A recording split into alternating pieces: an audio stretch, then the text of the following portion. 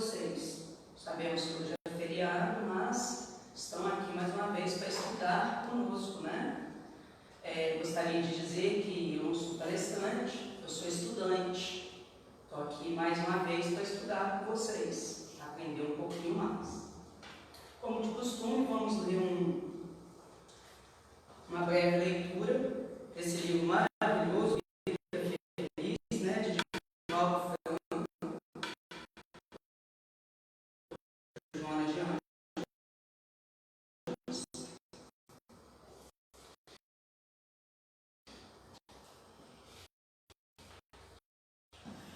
São venenosos, pessoas justificam e exaltam os lucros deles adivinhos, informando que são frutos da época e todos devem aproveitar a ocasião. Como a moral está desgovernada, não te deixes conduzir por ela. Antes controla os abusos e os excessos que cheguem, a fim de corrigir a situação.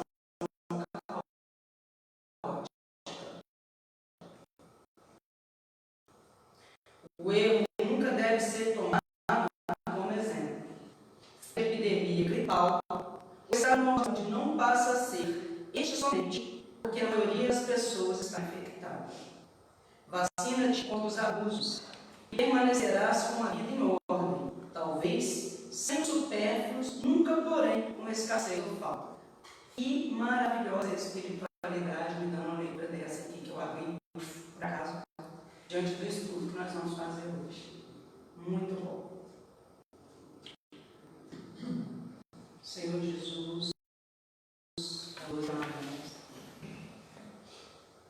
espiritualidade celeste, trabalhadora da nossa casa, te pedimos neste momento que possa abrir nossa mente, nossa visão espiritual, a aprendermos uma vez mais. Te peço ao Senhor Jesus o auxílio dos nossos irmãos a instruir em mim boas palavras e que assim.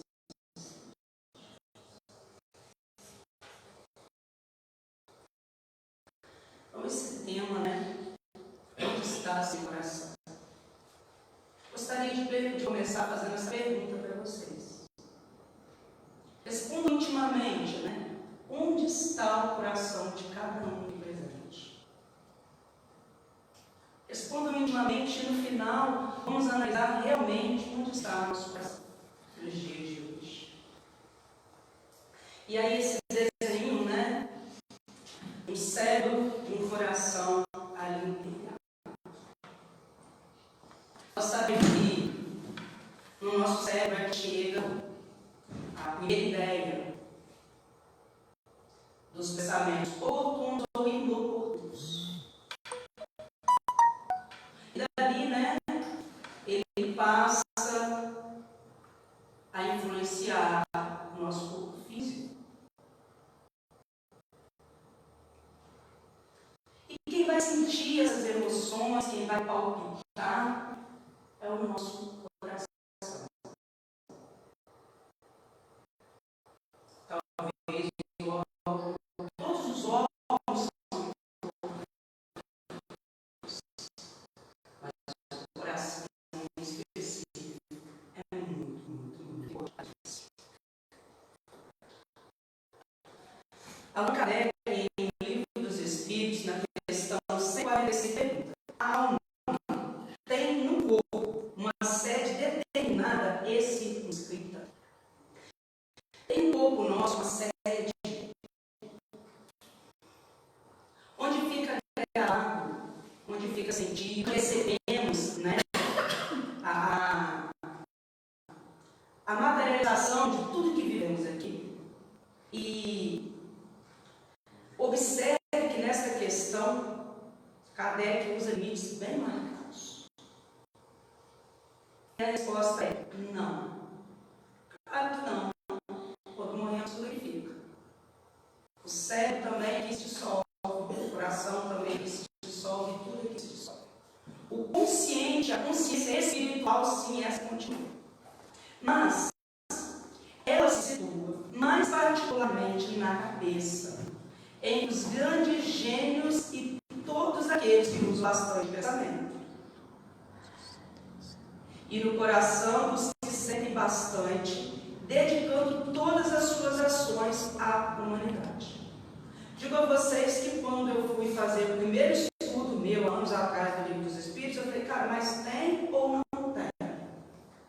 Aí, analisando a questão, eu compreendi que, enquanto aqui encarnado, sim, né, o nosso chakra coronário, né, a Neide ali que faz lei, sabe, ele vai ali receber as informações, vai transmitir aquelas informações. E o nosso corpo vai ter as sensações, as emoções, né? Porém, ao desencarnar, não continua, porque a alma vai estar se desligando do corpo. E o que movimenta o corpo é a alma. Uma vez desligado do corpo, não terá mais aqui essa sede. Mas enquanto encarnado, sim, tem. Por isso a importância tão grande de vigiar nossos pensamentos. O coração é o órgão que constitui o verdadeiro termômetro das emoções e que está na dependência do centro vital chamado cardíaco. Ninguém vive sem coração. Que age sobre a circulação do sangue e da emotividade. No nosso corpo, né, nas extremidades, passa sangue. Então, se o nosso coração não estiver com bom funcionamento, nada no nosso corpo vai estar com bom funcionamento, gente.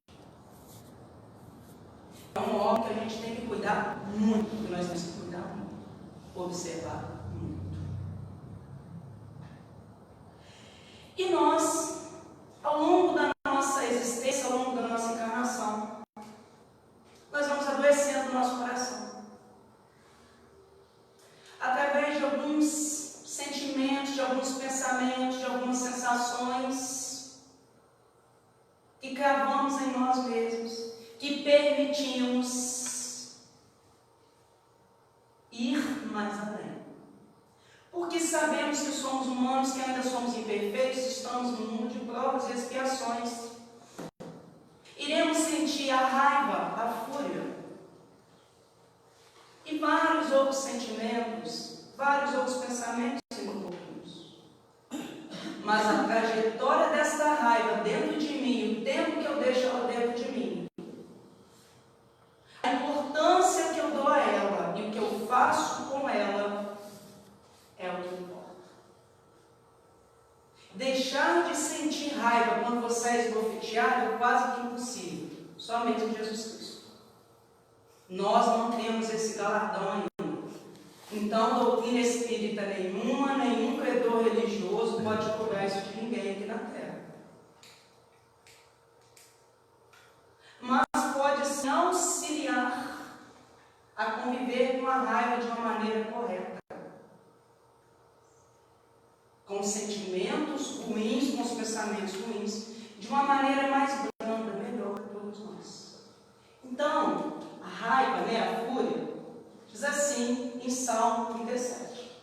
Evite a ira e rejeite a fúria. Não se irrite. Isso só leva ao mal. E aí essa figurinha bacana ali, né, do cara muito nervoso, né, soltando fumaça, fogo. Ali está até pela orelha, nem está pelos narizes, igual os outros falam, não, né? Quantas vezes na nossa vida nós poderíamos evitar um mal maior, uma confusão maior, se respirássemos mais um momento de raiva?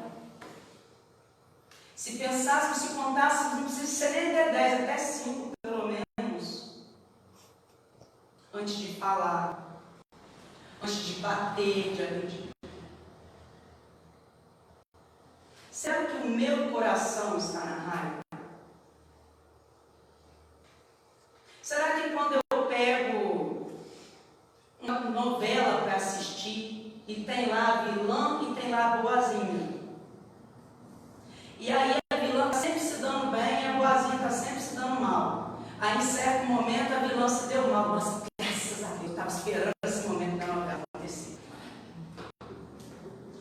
fazendo esse estudo, eu observei que meu coração é um pouco na raiva, assim, que eu faço isso. Você assiste lá um vídeo de assaltante, um vídeo de um delinquente, infelizmente, um enfermo nessa área aí, roubando e tal, e aí chega um policial, chega alguém da sociedade e bate, agride, machuca e tal. Ainda bem, bom para ele aprender. Então, será que o meu coração não está na raiva? Eu não desperto vingança dentro de mim? Fazendo esse estudo, eu observei isso, até mais do que eu imagino. Por isso eu estava até aqui falando com a Neide antes. Quando eu vou fazer um estudo assim, eu sou a primeira a aprender. A primeira olhar para mim e falar, caraca, tem que fazer reforma íntima. Tinha que fazer uma palestra por semana, por dia, tem que fazer reforma íntima. Orgulho. Esse ninguém tem, né? Ninguém é orgulhoso. O orgulho do homem o humilha, mas o de espírito humilde obtém honra. Provérbios. Aí essa figurinha do lado, né? Rapaz, está aí, coitado, sofrendo, segurando o corpo, pesado, naquele galinho pequeno, mas ele não quer deixar a bagagem do orgulho de lado. De jeito nenhum ele quer deixar a bagagem do orgulho de lado. Né? E com essa figura eu observei que eu também tenho muito orgulho dentro de mim. Porque eu não gosto de pedir ajuda de jeito nenhum. Eu quero dar conta sozinha. Porque eu não quero dever favor a ninguém. Aí eu olhei para mim e falei, calma, mais uma vez eu estou proletário. E quantas vezes nós não somos assim?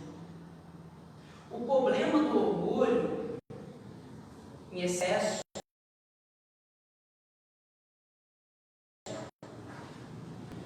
é que ele está soberbo muitas vezes.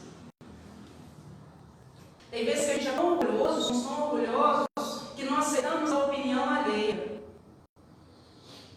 A gente se vê, se acha mais inteligente do que o outro, mais capaz do que o outro, mais sábio do que o outro para tais coisas. Não aceitamos opiniões, diferenças, né? E isso acontece 24 horas cada segundo no mundo todo. No mundo todo. Por que o povo de religião tal, em país tal, localidade tal, persegue o povo da religião tal de outro país? Por orgulho, por soberba. Por se sentir mais sábio, mais soberano do que o outro. Porque a minha religião, a minha crença, tem que prevalecer. Eu estou certo. Por que existe o bullying nas escolas até hoje? Por que vemos tanta discriminação por classe, cor, religião, sexualidade, política? A gente entra na internet, eu vou lá e bloqueio tudo, mas aquele negócio não para de vir. A pessoa de um partido desejando a morte para quem torce para outro partido. Porque eu estou certo. O partido tal não poderia existir. Tem um dirigente no país, tem um dirigente na cidade, tem um dirigente no bairro, no estado, né? E sabemos que tudo é permissão de Deus.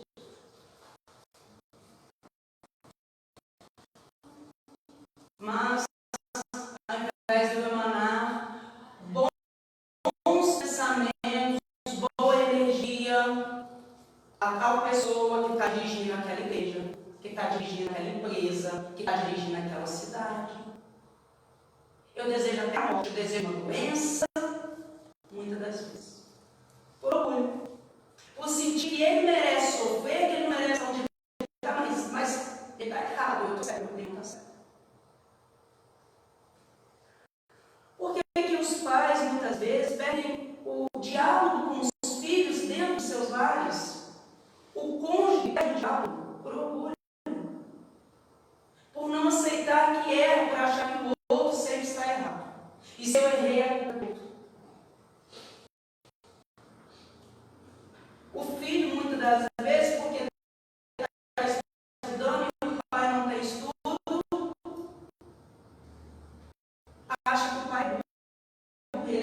inteligente porque ele estuda. Então, rapaz, você entende isso. Não adianta você falar porque você não entende isso. Então, esse orgulho, ele está em nós muito mais do que nós conseguimos imaginar. E é constante. Constante. Né? Digo que há algum tempo eu tenho problema de cálculos renais. De vez em quando sai uma pedrinha com aquela dorzinha maravilhosa, só quem tem conhece. E eu cheguei no pronto-socorro de Brasil, parei de frente, falei, olha, eu estou sentindo assim, eu acho, não tem achar não, passou já um médico. Aí eu falei, olha, mas eu tenho problema de cálculos renais, comigo acontece assim, olha, eu enchei ontem, hoje eu já desenchei e tal.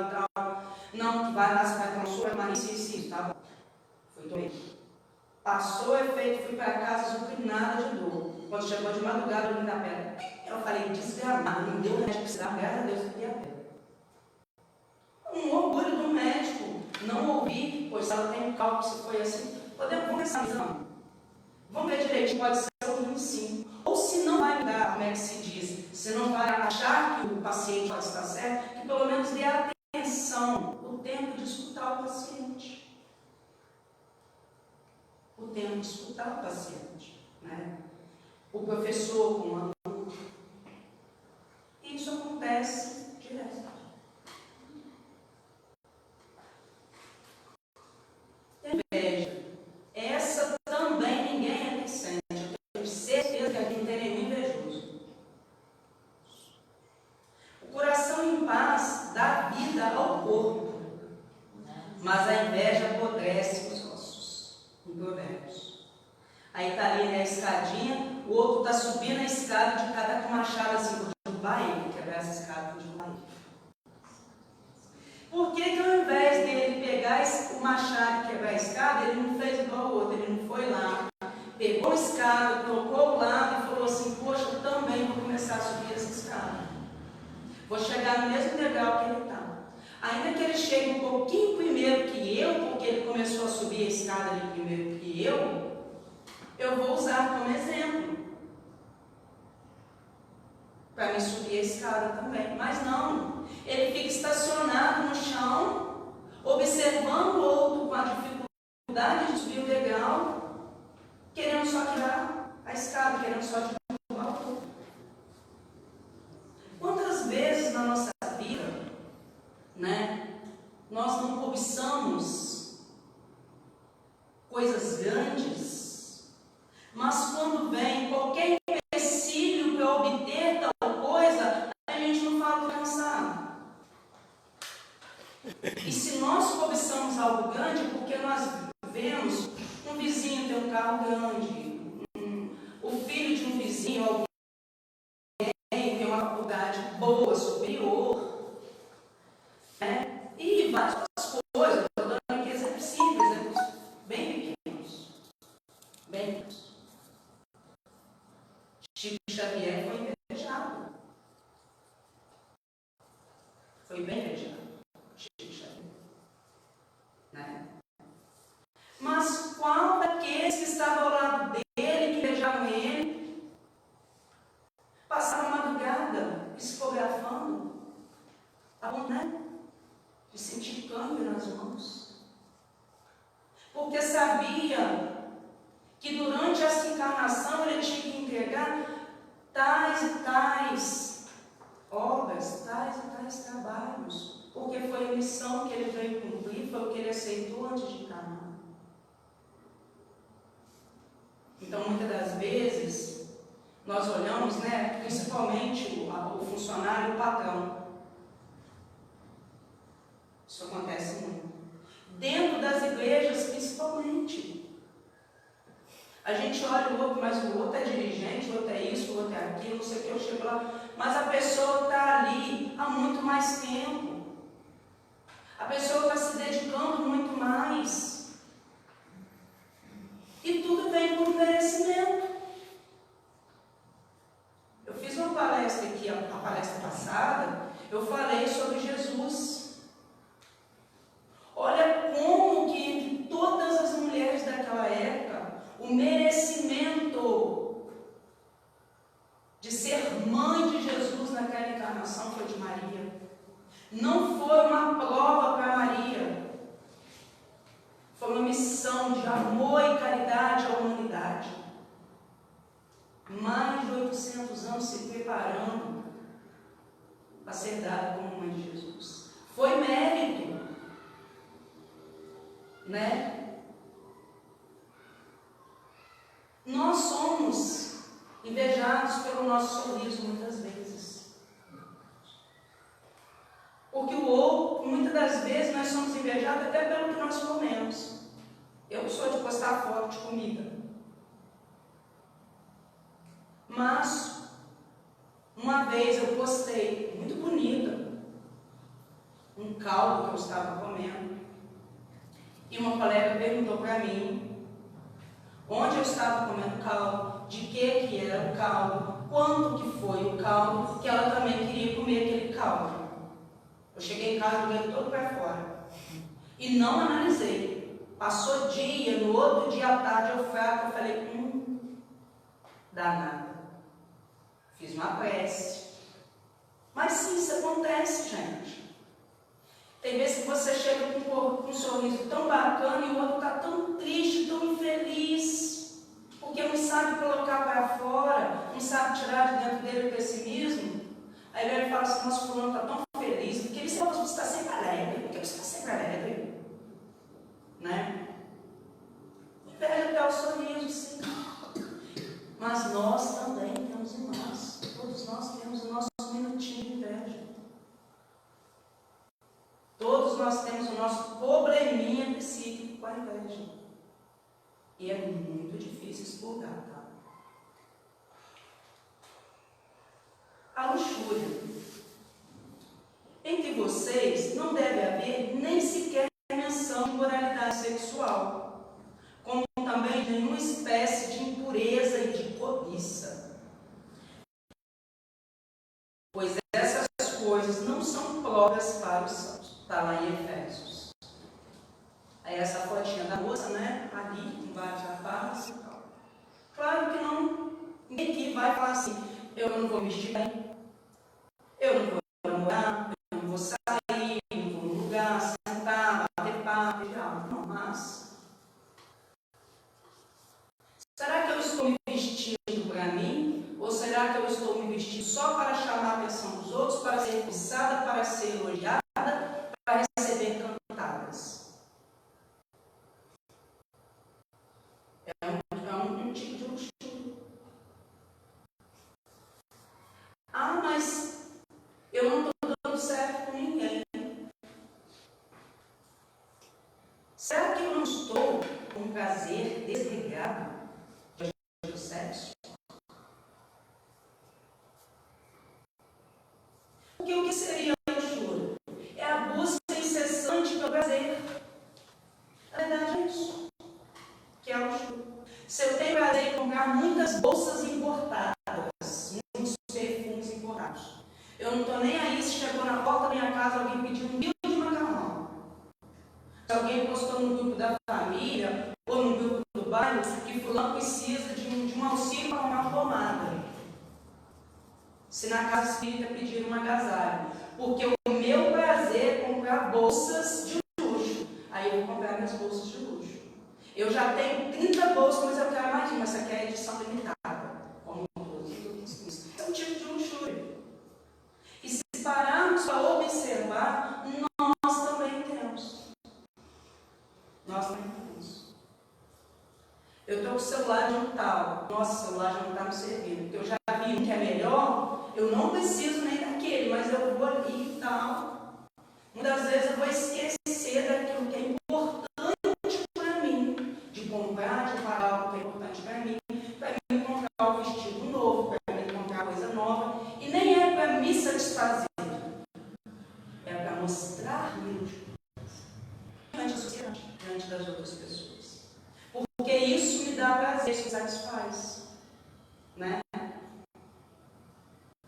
Muitas vezes a casa já está aquele mundel de móveis. Mas eu quero comprar mais. Porque me dá prazer comprar, soterrar minha casa de móveis.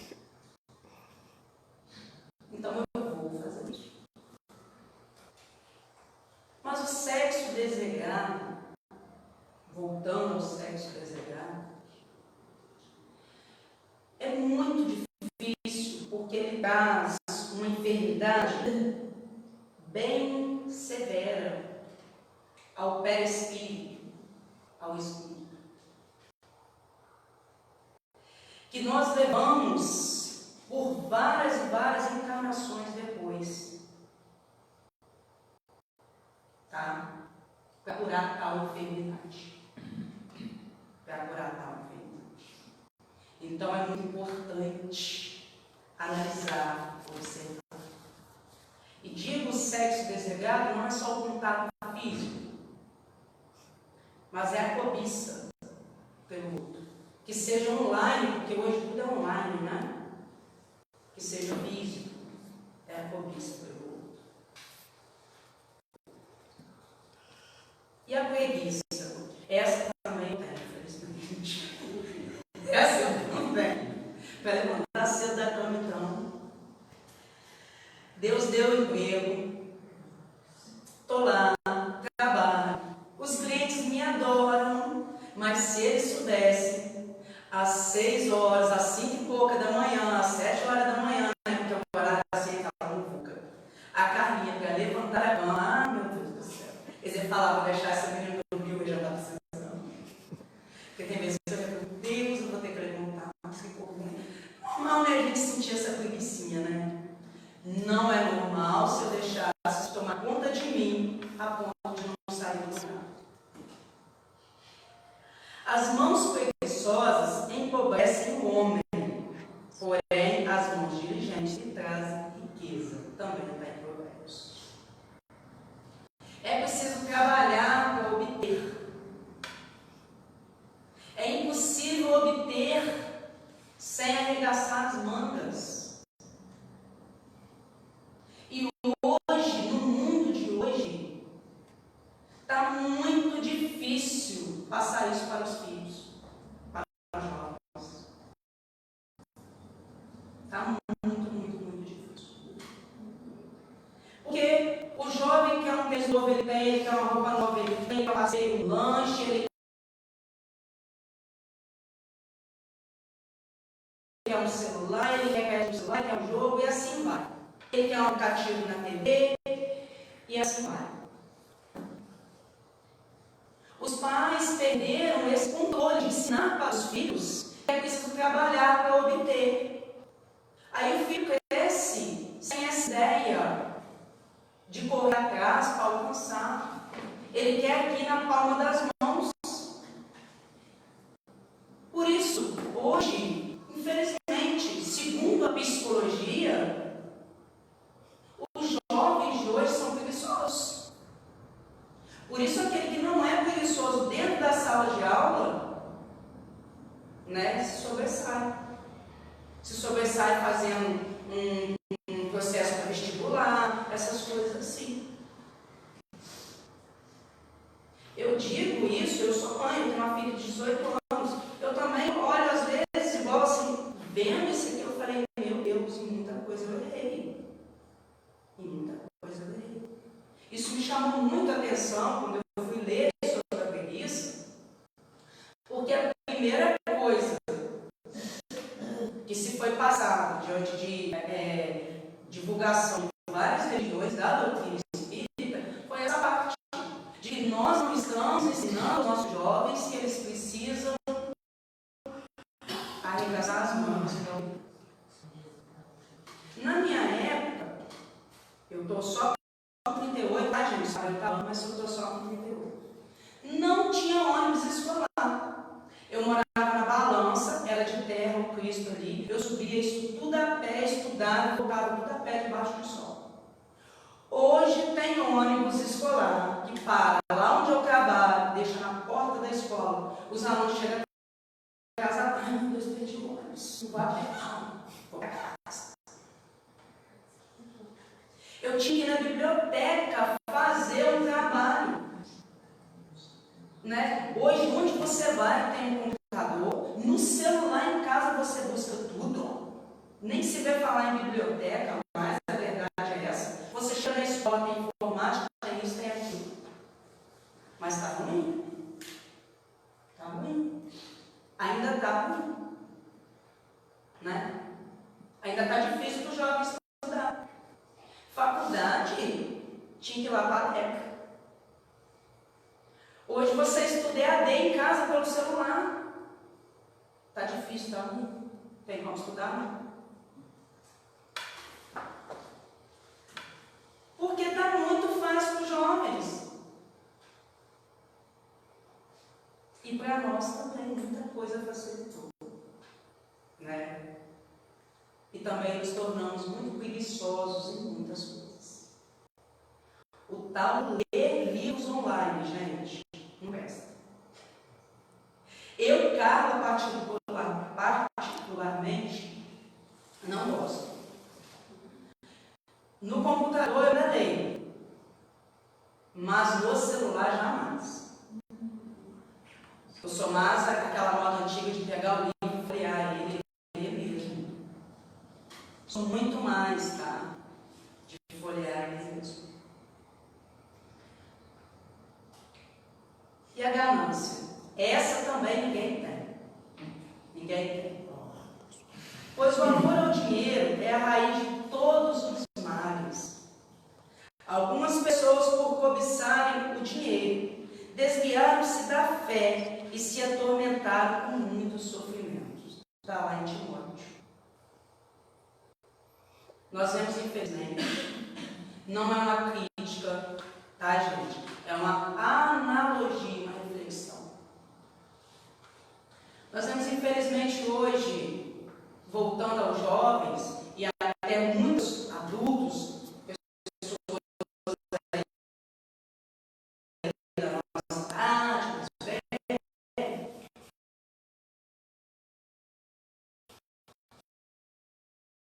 muita gente se tornando ateu, falando que é ateu, principalmente os jovens, tá? Jesus dentro de 80% das igrejas se tornou dinheiro. Vinténs materiais. Religiões que pregam até mesmo promiscuidade. Religiões que pregam, que ensinam você a prosperar, não espiritualmente, como Jesus pediu, mas tem a lei da prosperidade material, como se fosse uma pirâmide. Venha para a minha igreja, que você vai ter um dilúvio na sua vida, um milagre financeiro. Aí eu estou passando por um problema financeiro grande, eu vou para a igreja porque eu quero receber o meu milagre financeiro. É um comércio. É um marketing, já perceberam que é um marketing? E o marketing foi feito, criado, para penetrar na mente humana. O marketing da Coca-Cola, o marketing do carro, e o marketing das igrejas. Infelizmente, estamos vivendo neste momento o marketing das religiões. Estamos vivendo esse marketing, né? Hoje, sexta-feira santa. Será que os ensinamentos de Jesus estão sendo lembrados? Pelo menos nesse dia de hoje? Ou será que está prevalecendo o individualismo de cada pensamento aí dentro? Porque Jesus nos ensinou a comunhão de pensamentos, a comunhão de ideologias, o ecumenismo. Jesus não nos ensinou muros religiosos. Não nos ensinou. Ele nos ensinou o ecumenismo. Então eu não posso dizer que sou melhor que o outro, porque sou espírita e estou aqui dentro da casa espírita. Eu não sei o que se passa no coração do outro, eu não sei quais são as ações do outro. De repente estou aqui dentro da casa espírita e estou errando com a sociedade, errando comigo mesmo, errando com o próximo, muito mais do que alguém que nem em nenhuma igreja vai. Se esta pessoa faz o bem.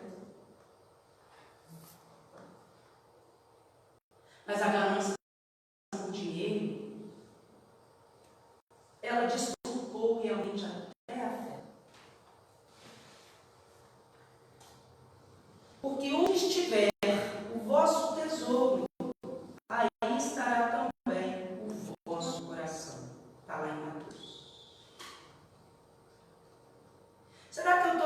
dando meu tempo, pelo menos uma vez na semana, para fazer o evangelho lá?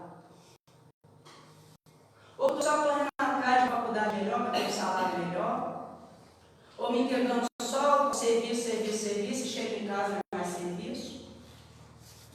Né? Será que eu estou tirando por 10%? Que não é dinheiro, que não é moeda para casa religiosa alguma, para dirigente religioso algum, porque de nenhum desses salários veio Jesus. Pelo contrário, ele disse: dai a Deus o que é de Deus, dai a César o que é de César. E o que tinha na moeda naquela época? A imagem de César. César representava o maior homem daquela região. Mas qual seria esse 10%? Qual seria o tesouro que eu precisaria carregar em meu coração para ele não estar ligado só aos bens materiais? A mãe que tem um filho, uma filha, um irmão, ou até uma mãe também, pegar aí, vou ver uma série legal, uma série leve, que vai nos trazer algo bom. Vou passar 2 horas do meu dia, mãe, filho, vizinho, amigo, com você hoje. Vou dialogar com você hoje. Ah, fulano está precisando, querendo conversar. Eu vou escutar fulano, sem julgá-lo, mas eu vou escutar, ele está precisando só desabafar. Ah, cheguei no trabalho, tal pessoa não está bem, eu vou dar um abraço. Só um abraço. Se ela falar algo, eu digo, vai ficar tudo bem. Seria já carregar tesouros bons dentro de mim.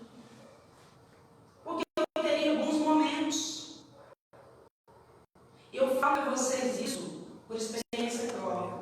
Eu tenho um pai, faleceu há 3 anos, e esses dias conversando com a minha mãe,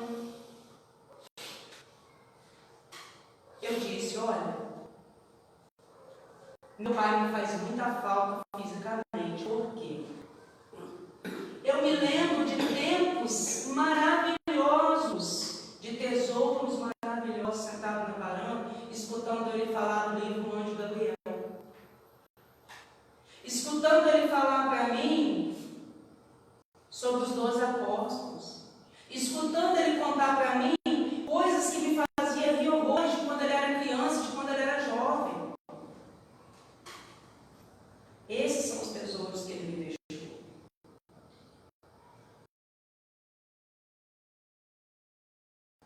São os tesouros maravilhosos que ele me deixou. Ele não me deu um carro de presente. Ele não me deu a melhor faculdade do mundo de presente. Mas ele me deu um tesouro que ninguém pode me tirar jamais. Os momentos maravilhosos que eu passei com ele. Os conselhos maravilhosos que eu tive com ele. Que eu levarei para a minha eternidade. E onde ele está, sabe disso.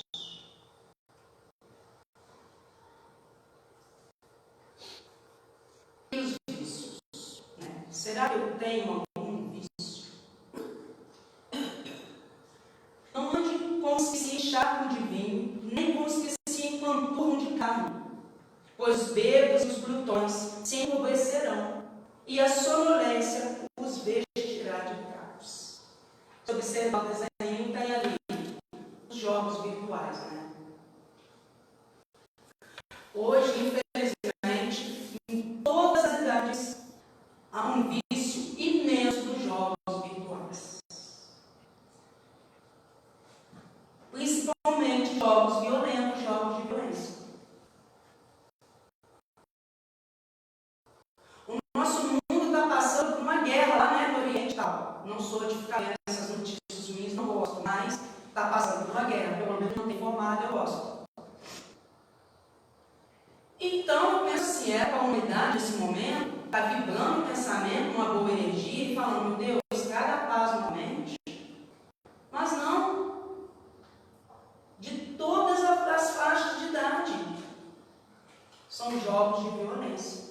jogos que mais faz sucesso.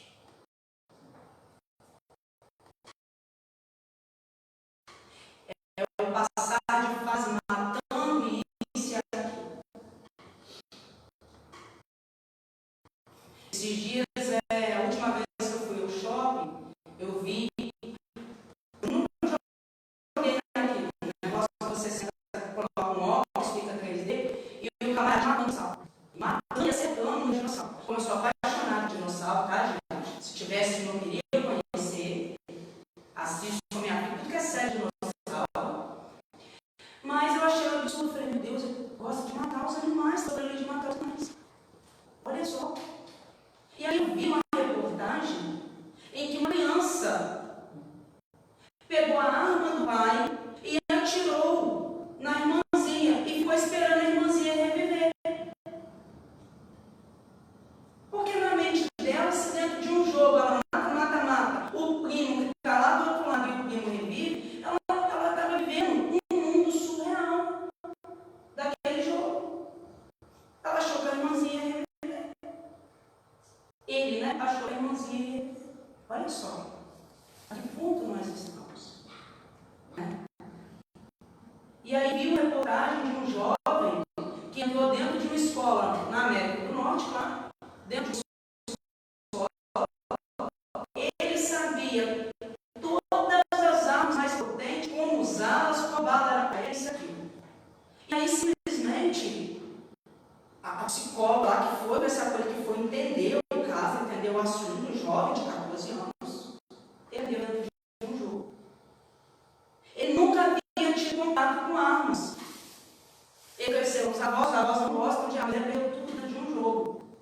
Aí ele conseguiu as armas e ele sabia como usar, ele sabia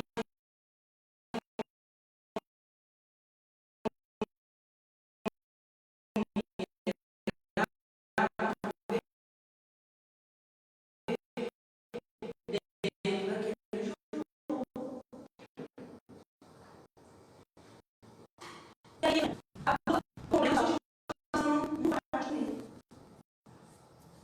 Eu vou comer horrorosamente, né? Não vou parar de comer. Eu não me importo com amanhã. Eu vou comer muito hoje. Se eu ficar com diabetes amanhã, não. Hoje eu quero ver, comer como se não fosse acabar por hoje. E embaixo ali, né? Infelizmente, as drogas. A droga do álcool. O cigarro, infelizmente, é uma droga, assim. É a mais comum, né? Mas é uma droga. As drogas injetáveis são as drogas aí. O álcool, hoje, é a droga mais consumida em todo o planeta. É a droga que mais destrói famílias. E é a mais fácil de chegar até nós. Porque em qualquer ponto de mercado que você chega, você vai encontrar algo alcoólico. Eu gosto de sentar assistindo o jogo do meu Fluminense com uma garrafinha de cerveja, um picadinho, uma saladinha ali na sala. Me ajuda a fazer digestão, eu gosto. Mas se eu todos os dias adaptar o álcool e ele passar a fazer parte da minha dieta, me tornarei alcoólico. E, gente, falo espiritualmente agora, a noção do que o espírito passa após desencarnar, deixar o corpo físico, né? Quando ele é viciado em álcool, cigarro. Não temos a noção do que esse espírito passa. Eu, algum tempo atrás, cheguei em casa sentindo um cheiro de cigarro. Eu havia ido a uma festa. Voltei sentindo o cheiro de cigarro e não parava. E eu tinha imensa vontade de fumar. Eu falei, meu Deus, eu não fumo. O que está acontecendo nesse carro? Não fumo. E aquele negócio negócio chegou até assim, não se dá, menina. Ele, não. Parei. Fui do banheiro, passei lá no campo da sala. E agitado. Meu irmão, o que você deseja? Você conhece? O espírito desligar do vício é muito, muito, muito difícil. Por isso, a sonolência os vestirá de gatos. Porque deixa todos os outros valores para se entregar ao vício. E quantos outros vícios não temos na nossa vida? Né? E o egoísmo também ninguém tem. Andai-vos, pois, sempre mutuamente nas vossas respectivas provações, e nunca vos considereis instrumentos de tortura. Que às vezes são egoístas, gente. A gente pensa que o outro merece sofrimento, mas a gente não merece sofrimento, a gente não merece sofrimento nosso. De jeito nenhum, só o outro. Contra essa ideia, todo homem coração. Principalmente todo espírito, melhor do que qualquer outro, deve compreender a extensão infinita da bondade de Deus. Ora, se nós, imperfeitos que somos, não precisamos sofrer nada, porque Jesus sofreu tanto, sem pecado. Se o mestre amado, querido, governador do nosso planeta, aceitou o sofrimento como ensinamento a nós, quem dirá nós não aceitar sofrimento?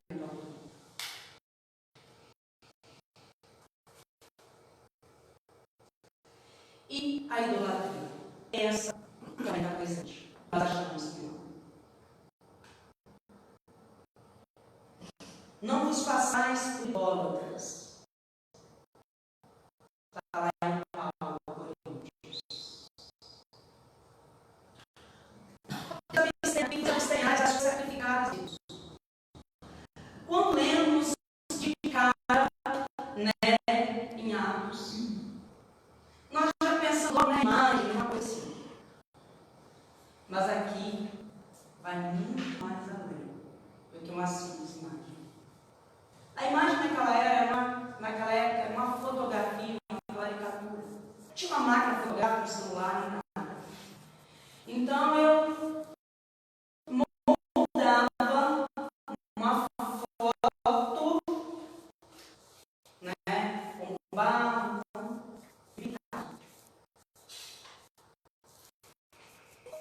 mas nós somos idólatras de muitas outras maneiras, muitas outras coisas. Os ambientes religiosos não perceberam ainda toda a extensão do conceito de idolatria. Quando nos referimos a ídolos, tudo parece indicar exclusivamente as imagens materializadas dos altares de pedra. Essa é, porém, a face mais singela do homem. Necessitam os homens exterminar, antes de tudo, os ídolos mais perigosos que lhes perturbam a visão e o sofrimento. Sabia que nós nos idealizamos muitas vezes, por isso somos orgulhosos, gananciosos, invejosos, egoístas, por isso sentimos raiva. Porque muitas das vezes nós idolatramos em nós virtudes que não existem. Essa é o pior, a maior e a pior forma de idolatria. É idolatrar a nós mesmos. Né? Mas lá está, maldito do homem que confia no próprio homem, porque ambos caem no abismo. A gente logo pensa em não confiar no outro. Nós somos homens. Não confiar em nós mesmos. fazer tal coisa e desconjuramos e achamos ruim, ficamos incrédulos. Sem pensar, sem refletir naquele momento. E se eu estivesse no lugar dele agora? O que eu faria? Será que eu faria melhor? E se eu tivesse crescido com a ideologia, com a ética dele, naquele lugar que ele cresceu, eu faria melhor? Será mesmo que eu faria melhor? Então é preciso deixar de idolatrar a nós mesmos e nos observar mais intimamente, antes de julgar, antes de condenar os erros alheios. Também, infelizmente, vemos, até no movimento espírita, gente, ouvimos. E Chico pediu uma vez que ele não idolatrasse, que ele não queria ser idolatrado. Porque haviam pessoas que se diziam espíritas, que queriam ir até Chico Xavier, porque achavam que dentro de suas casas, fazendo uma prece, pedindo ao Pai Supremo uma cura, ele não seria curado, porque ele tinha que ir tocar na mão de Chico. E Chico disse, eu não me curo ninguém. Porque até o próprio mestre disse, levanta-te, porque tua fé te curou. Olha como que Jesus era humilde. Olha como que Jesus não se engrandecia, porque ele não precisava disso. As suas atitudes, os seus exemplos, já diziam tudo. Ele disse, levanta-te, porque tua fé te curou. Porque se eu não tiver a verdadeira fé dentro de mim, aquela fé que move a montanha do orgulho, do egoísmo, da raiva, da ira,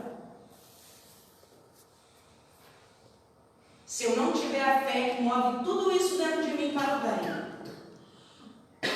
não importa que eu rode o mundo, que qualquer pessoa ore para mim, que eu carrego a Bíblia debaixo do braço, para onde eu for, eu não serei curado. Porque para ser curado antes eu preciso melhorar a mim mesmo, ser merecedor de tal cura, através dessa fé que move as montanhas que estão dentro do meu próprio ser. E quanto ensinamento Jesus deu dessa simples frase: levanta-te, porque tua fé te curou. Demora-se a alma muitas vezes em adoração mentirosa. Refere-se o versículo às coisas sacrificadas aos ídolos. Quantas coisas sacrificamos do outro para nós ou de nós para o outro? O marido que idolatra a esposa e quando a esposa erra, ele se suicida. O pai que idolatra o filho, e se o filho não seguir o caminho que ele queria, o pai é infeliz pro resto da vida. Né?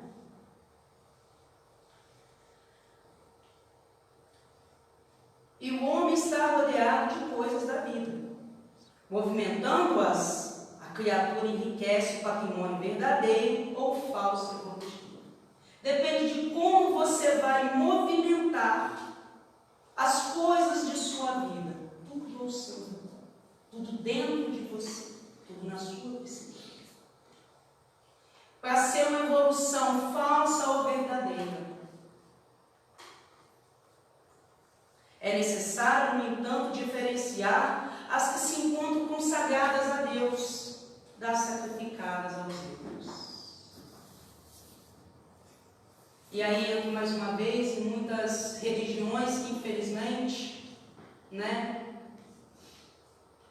por não aceitar tal coisa, ou por achar que tal coisa é errada, coloca para você que você tem que tirar um filho de casa, que você tem que julgar fulano, que fulano é réu. Será que foi isso que Cristo ensinou? Porque se pararmos para pensar, se todas as religiões parasse para pensar um pouquinho na mensagem de Jesus, veria que quem acompanhou Jesus na sua jornada foram os doentes, não foram os que estavam dentro de grandes templos, dizendo serem grandes servos do Senhor. Não foram os adoradores que acompanharam Jesus. Foram os enfermos. Foram os enfermos que acompanharam Jesus. Então Jesus não está aqui atrás de adoradores, não quer adoradores, não. Porque não importa a quantidade, para Jesus importa a qualidade. A qualidade das emoções, dos sentimentos, dos pensamentos. A qualidade do trabalho que exercemos com as nossas mãos, independente da classe, da cor, da religião, da sexualidade, da nação em que você nasceu. É a qualidade do trabalho que você exerce com as mãos que Ele te deu. Os primeiros lugares que o Mestre nos recomendou, evitemos, representam ídolos igualmente. Não consagrar, portanto, as coisas da vida e da alma ao culto do imediatismo terrestre é escapar de grosseira posição adorativa. A casa que eu tenho, o carro que eu tenho, a roupa que eu visto, o lugar que eu vou, o emprego que eu tenho, o diploma que eu tenho, são coisas imediatas que não irão comigo após o meu desencarne. Então nada disso me cabe idolatrar. Quando te encontres, pois, preocupado com os insucessos e desgostos, no círculo individual, não ouvides que o Cristo, aceitando a cruz, ensinou-nos o recurso de eliminar a idolatria mantida em nosso caminho por nós mesmos. Emmanuel, caminho, verdade e vida. Este livro é maravilhoso. E no capítulo 8 do Evangelho segundo o Espiritismo, lemos as palavras de Jesus: bem-aventurados que têm puro coração. E ainda no capítulo 8, no item 7, temos que a pureza de coração e a pureza de pensamento caminham junto. Só é puro coração quem é puro de pensamento. Ou seja, vigiai onde está seu pensamento. Em que você está pensando, em que você está focando no seu dia a dia. O homem bom tira boas coisas do bom tesouro que está em seu coração. E o homem mau tira coisas más do mal que está em seu coração. Porque a boca fala, o coração está cheio. Vamos cuidar de nossas palavras. Elas têm poder, elas exercem uma energia no outro, no mundo, no universo. Por isso, vigiai e orai. Precisamos cuidar dos nossos pensamentos, como uma manifestação do amor que temos por nós mesmos e pelos nossos irmãos. Não adianta só orar, não. O vigiar significa a reforma íntima, a autoanálise. Não acrediteis na esterilidade e no endurecimento do coração humano, que cederá mesmo de mau grado ao verdadeiro amor. Está no Evangelho segundo o Espiritismo. Porque sabemos que estamos caminhando num planeta de regeneração. E dia virá, mesmo que de mau grado. Porque se não vai por amor, vai pela dor. Que todo coração exercerá em si a paz de Cristo. A ambição de alcançar os valores espirituais de acordo com Jesus chama-se virtude. O propósito de atingir vantagens transitórias no campo carnal, no plano da inquietação injusta, chama-se insensatez. Por isso é indispensável observar sempre. Onde está a nossa maior dedicação? Onde estou focando meus sonhos, depositando minha energia física e psíquica? Onde está o meu coração? Atende ao cérebro, mas não te esqueça do coração. A sabedoria é o caminho, mas o amor é a luz. Não basta só pensar, é preciso sentir. Cada homem veio ao mundo para realizar um trabalho particular.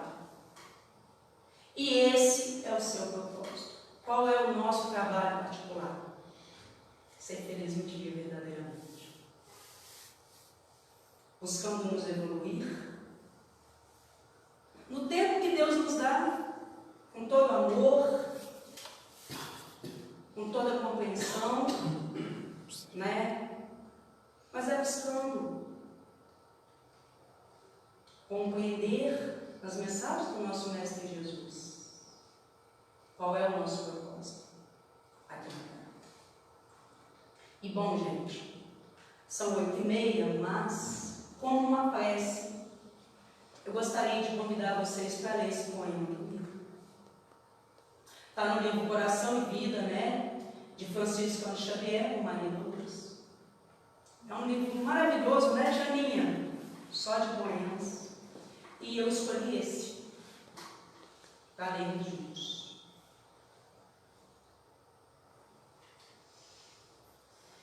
Depois da morte é que vemos. Quando a luz se nos revela, quanta sombra e bagatela guardamos no coração. Quantos lamentos inúteis complicavam-nos a vida. Quanta palavra perdida, quanto tempo gasto em vão. Quantas horas desprezadas de espírito desatento, os enganos de um momento que o próprio tempo desfaz. Quanta contenta e improfícua, quanto disfarce no rosto, que se transforma em desgosto, furtando a esperança e a paz. Alma querida, não creias, seja a morte o fim de tudo. O tempo, esse sábio mundo, concede-nos voz e vez. Acompanha-nos o passo, age segundo a segundo. E nos conhece o mundo, tudo aquilo que se fez.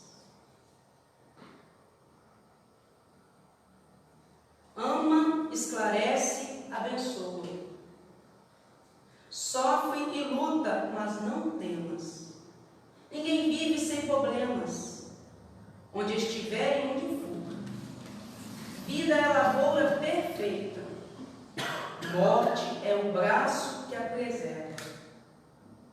Que só replanta ou conserva o que se faz por amor. Bom, deixa aqui a reflexão. Gratidão a todos. Está aqui os itens de pesquisa, não coloquei todos, que são muitos, mas coloquei os mais importantes aí para todos nós. Então, vamos fazer nossa prece de encerramento, né? Ó Jesus, Mestre amado, muito obrigada, Senhor, por este mundo. Obrigada, Pai Celestial, por permitir a este irmão tão bondoso, chamado Jesus, ter vindo a este planeta, nos deixar, Senhor, tantas lembranças boas, tantas palavras boas. Gratidão, Pai, pela oportunidade de estarmos aqui. Gratidão, Senhor, por todo amor, por toda dedicação que tens, por não perder nenhuma de suas ovelhas, que somos nós. Pedimos ao Pai Celestial que neste momento ampare, Pai, todos aqueles que sofrem em hospitais, asilos, orfanatos, instituições do câncer, clínicas de reabilitação, Senhor Jesus, ou até mesmo em seus lares. Que o vosso amor sempre possa abranger toda a humanidade. E que assim seja, Senhor Jesus. Bom, tem alguns recadinhos, né? Para depois falar com